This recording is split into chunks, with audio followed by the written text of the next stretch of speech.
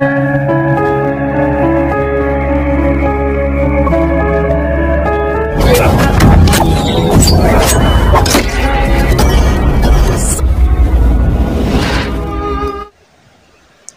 lagi sobat, melanjutkan kisah sepasang ular naga di satu sarang untuk sobat semua. Selamat menikmati. Salam sejahtera dan bahagia untuk Anda sekeluarga.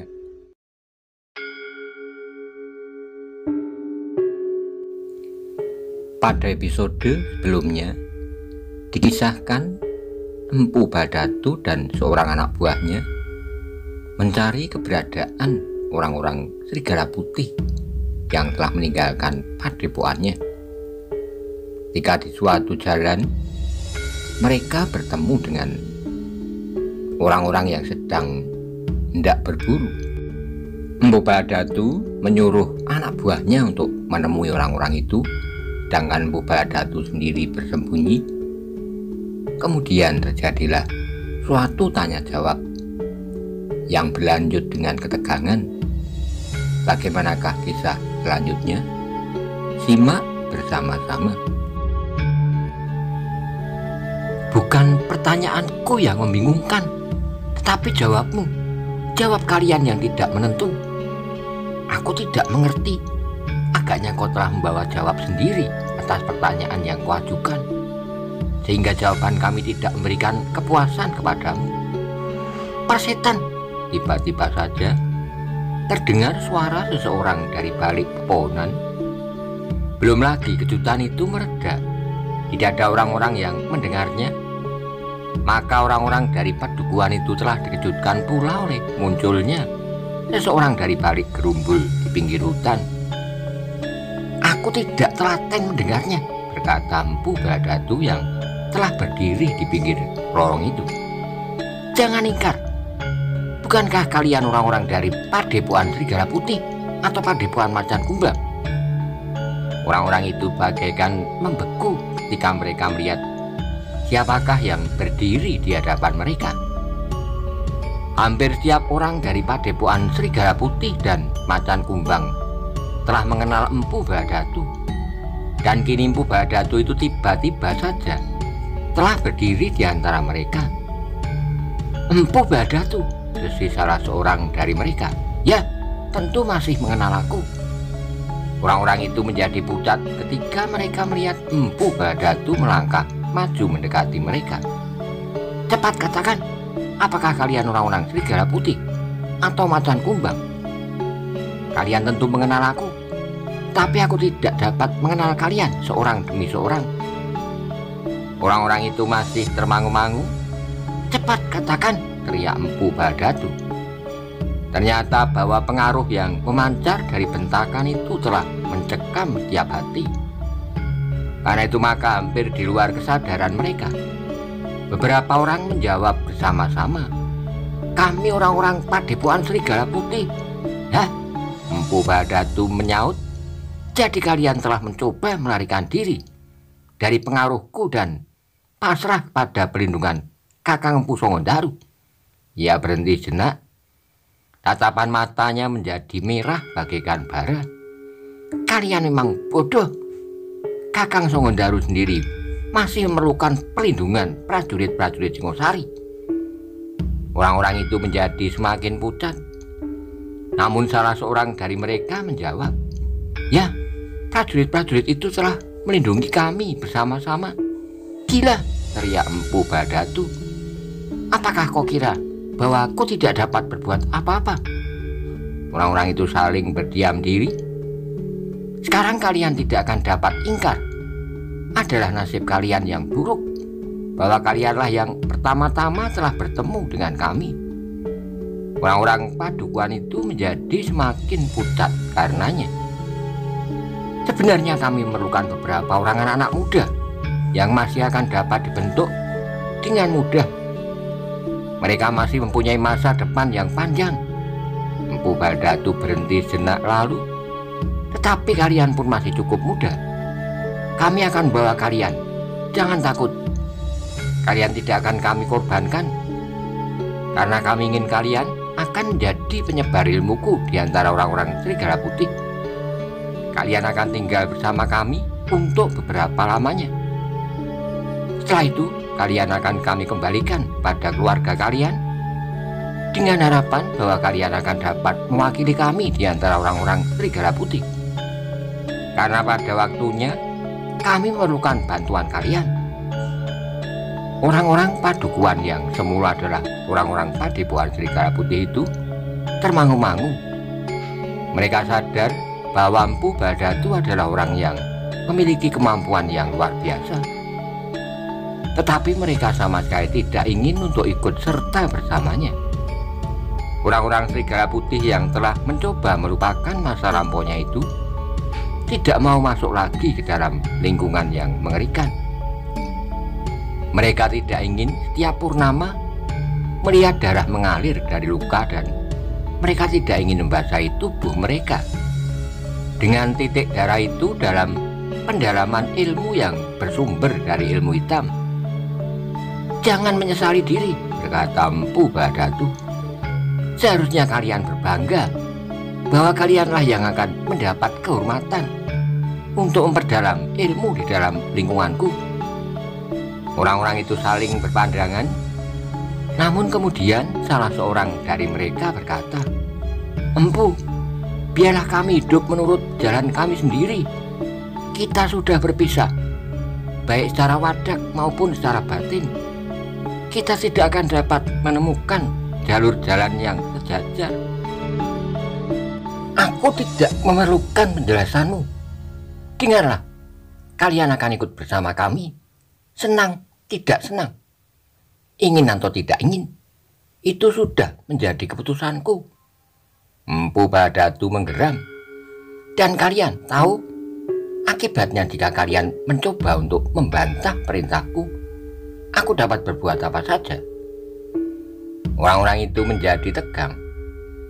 Mereka tahu bahwa Empu Badatu memiliki kemampuan yang tidak terlawan. Namun untuk ikut bersamanya pun sama sekali tidak menarik hati. Mereka akan terjerumus sekali lagi dalam genggaman ilmu iblis seperti yang pernah mereka alami. Karena itulah maka orang-orang itu menjadi bingung. Namun salah seorang dari mereka tiba-tiba saja menemukan dirinya dan bertekad untuk melepaskan diri dari jerat Empu Badatu.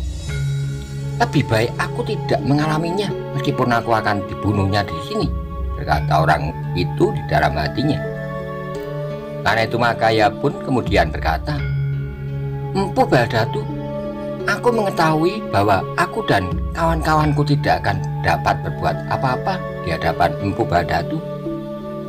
Tetapi bagaimanapun juga kami ingin menghindarkan diri dari niat Empu untuk membawa kami bersama Empu ke Padepokan yang belum kami ketahui." Wajah Empu Badatu menjadi tegang. Namun ia pun kemudian tertawa sambil berkata, "Jangan bodoh, kau masih mendapat banyak kesempatan di hari depan. Kau masih cukup muda untuk memahami kehidupan yang sebenarnya. Jangan terbius oleh keadaan sesaat, tetapi tanpa masa depan yang pantas bagi kalian." "Empu," jawab orang itu, "biarlah kami dalam keadaan kami sekarang. Gila." Tiba-tiba saja Empu Badatu berteriak, "Apakah kalian tidak mengenal aku lagi? Siapakah yang membantah perintahku akan mengalami nasib yang sangat buruk.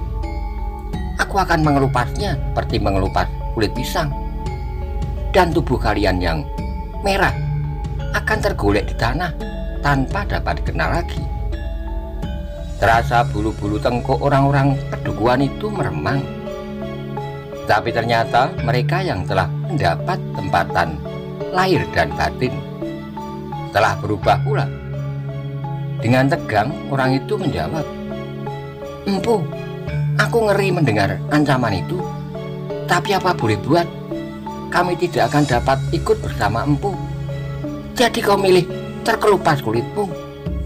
Empu, kami telah memiliki beberapa lapis ilmu yang tidak berharga. Bahkan kami telah mendapat bekal dari Empu sendiri. Karena itu biarlah kami yang berjumlah jauh lebih banyak dari empu berdua ini mencoba mempertahankan diri. Gila, gila, jadi kalian ingin melawan kami? Teriak Empu Bharadatu semakin keras. Orang-orang itu mundur setapak. Ternyata bahwa semua di antara mereka telah bertekad untuk mempertahankan diri apapun yang akan terjadi. Oh, orang-orang yang malang. Meskipun kalian telah merasa mampu untuk menentukan sikap seperti itu, tapi kalian tentu akan menyesal bahwa kalian akan mengalami masa-masa akhir yang sangat mengerikan. Orang-orang itu melangkah mundur beberapa langkah dan melekatkan pada busurnya.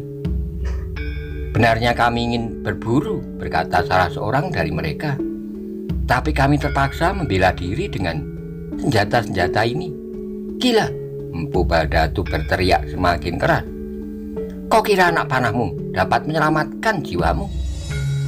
Orang-orang itu menjadi berdebar-debar ketika mereka melihat tiba-tiba saja di tangan Empu Bharadatu telah tergenggam sepasang pisau belati panjang.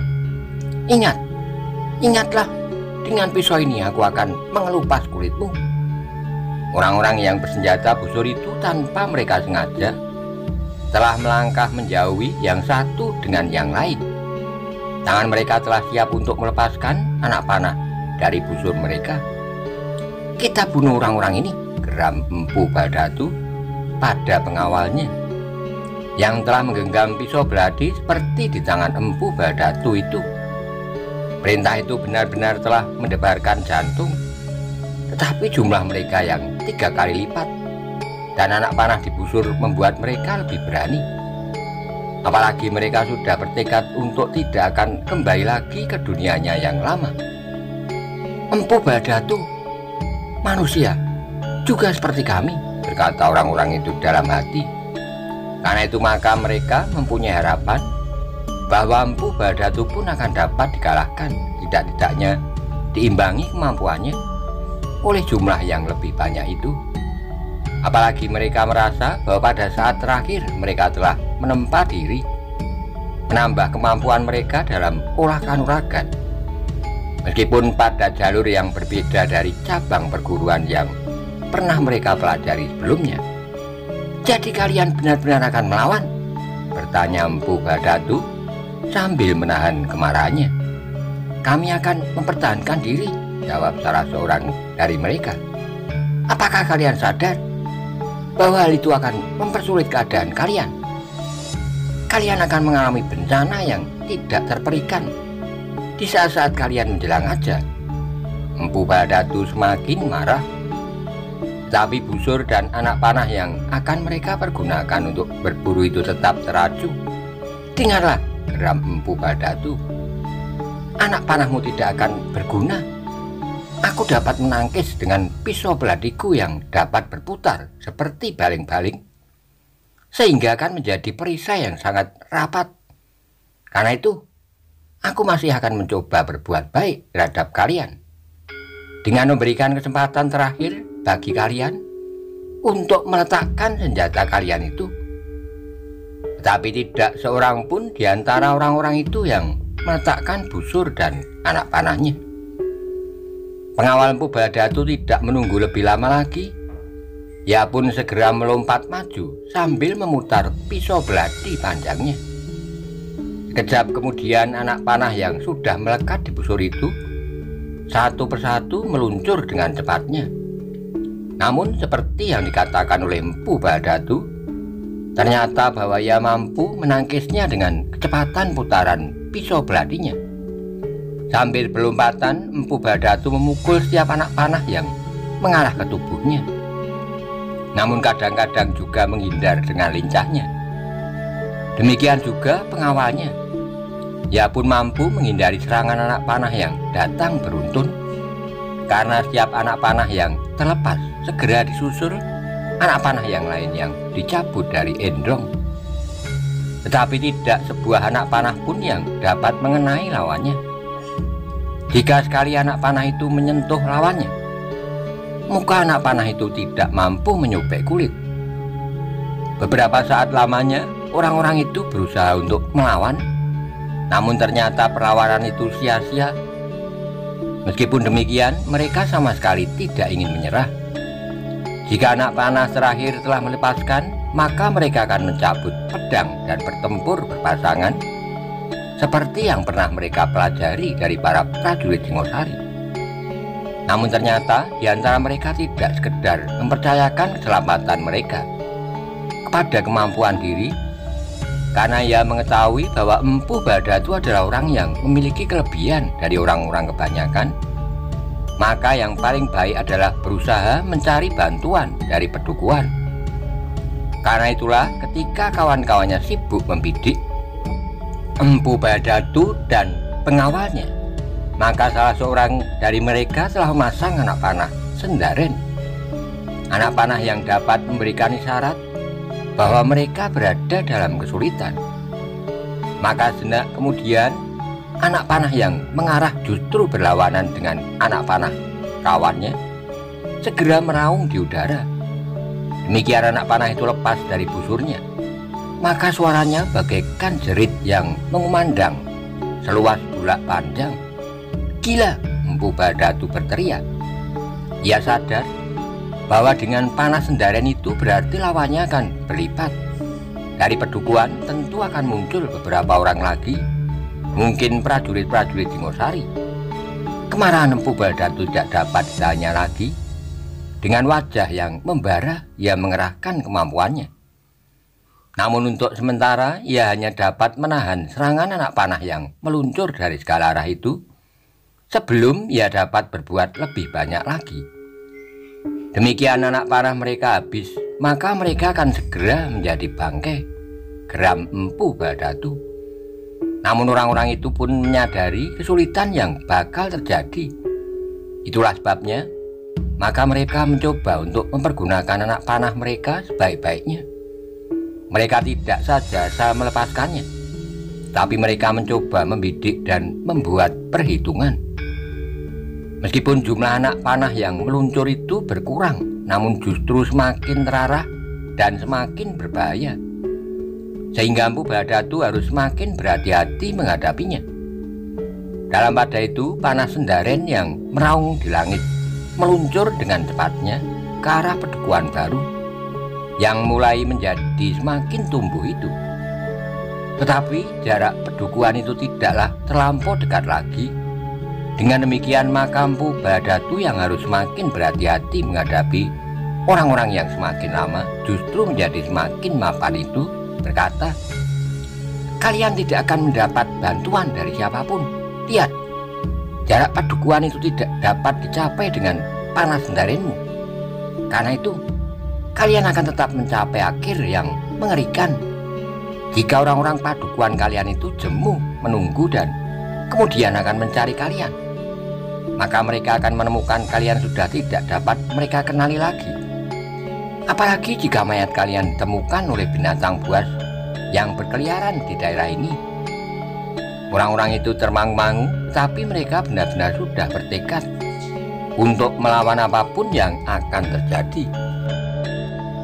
Mungkin panah Sendaren itu tidak mencapai jarak dengar dari Pedukuhan yang memang sudah agak jauh, namun mereka masih tetap mempunyai harapan jika anak panah mereka sampai yang terakhir tidak dapat menyentuh lawan, maka mereka dapat mempergunakan pedang yang masih tergantung di lambung.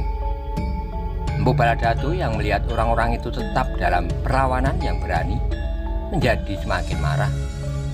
Semula orang-orang itu dapat dikejutkannya dan menjadi pucat, tetapi semakin lama mereka justru menjadi semakin mapan dan berani.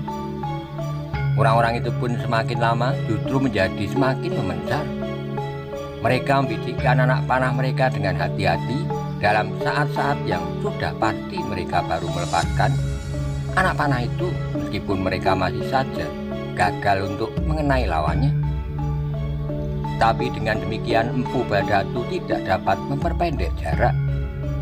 Jika ia melangkah maju, maka anak panah dari salah seorang lawan-lawannya itu pun menyambut dengan cepatnya, seakan-akan senjata itu menjadi batas yang tidak dapat dilampauinya. Kemarahan yang memuncak membuat kedua orang yang merasa dirinya memiliki banyak kelebihan itu menjadi kurang berhati-hati. Bahkan kadang-kadang lebih banyak dikendalikan oleh kemarahannya daripada perhitungan. Karena itulah maka dalam keadaan yang hampir tidak terkendali, pengawal Empu Baladatu itu mencoba untuk melompat menyeberangi jarak.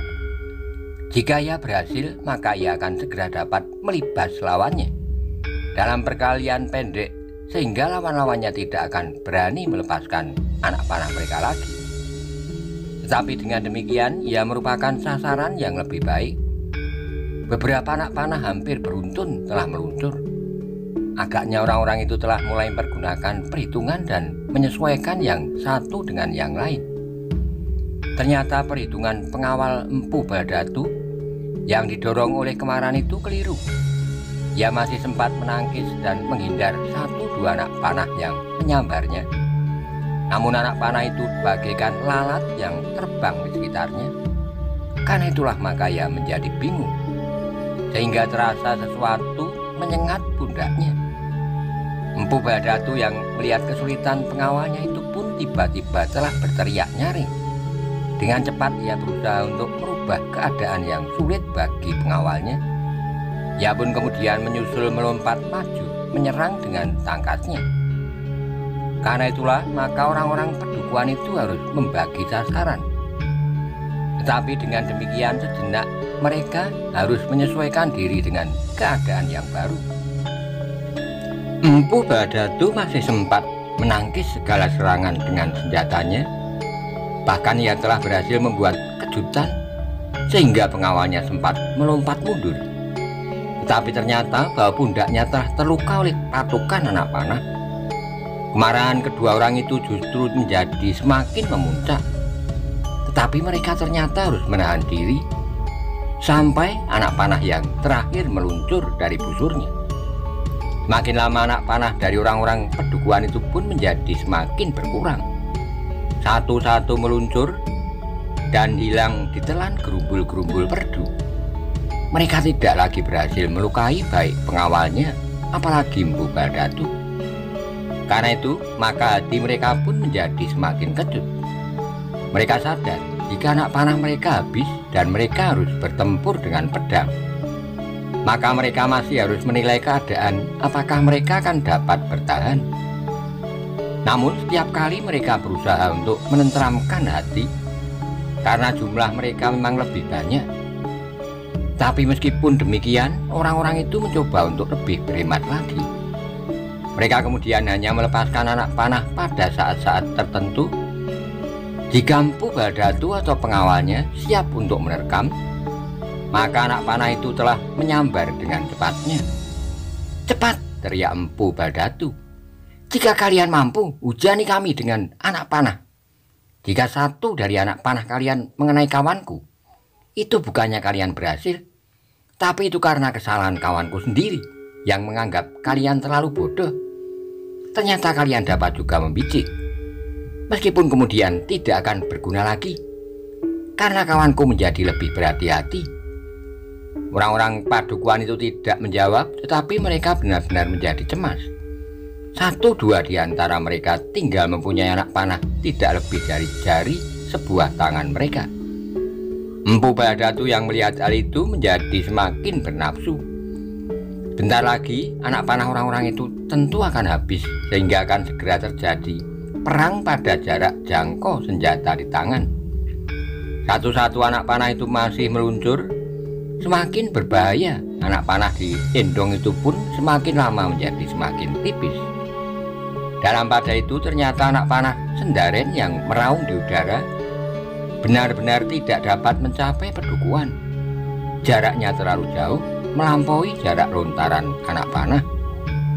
Tetapi beruntunglah orang-orang yang terlibat dalam kesulitan itu, bahwa ada seorang yang sedang bekerja di sawah yang mendengar bunyi panah Sendaren itu. Dengan sadar maka ia pun segera berlari-lari mengambilnya dan membawa kembali ke padukuhan. Ketika ia bertemu dengan orang yang lain, dengan suara gagap berkata, "Aku menemukan anak panah Sendaren ini." Kawannya mengerutkan keringnya. Dengan ragu-ragu ia bertanya, "Lalu untuk apa? Untuk apa?" Orang itu menjadi heran. Bukankah ini berarti tanda bahaya? Oh, apakah kau mendengar bunyinya? Ya, panah ini baru saja meraung di udara dan jatuh tidak terlalu jauh dariku. Kau tahu arahnya?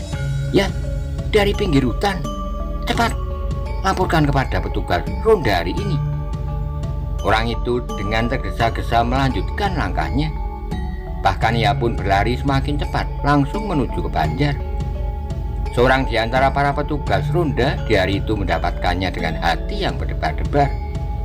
Dengan seksama ia mendengar keterangan dari orang-orang yang menemukan panah Sendaren itu.